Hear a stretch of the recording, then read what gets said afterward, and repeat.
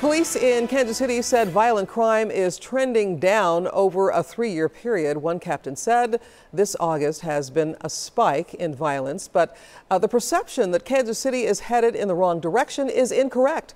41 Action News reporter Charlie Keegan now brings us that story. Charlie.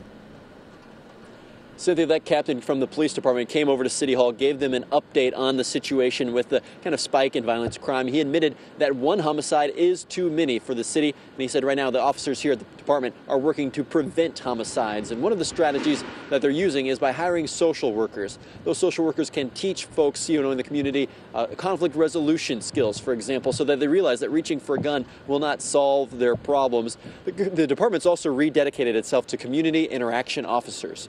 But that captain says it is hard to quantify using data exactly how much of an impact those social workers or CIOs are having on the violence numbers. He did, though, give an example, kind of highlighting the anecdotal, real-world evidence of the impact those folks are having.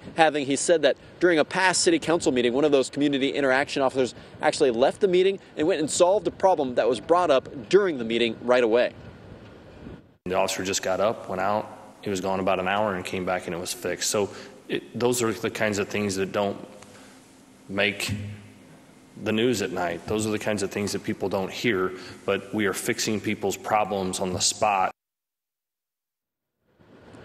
And so the police department there and captain kind of addressed the numbers as a whole over the last 3 years when he talked about violence that included homicides, robberies, assaults.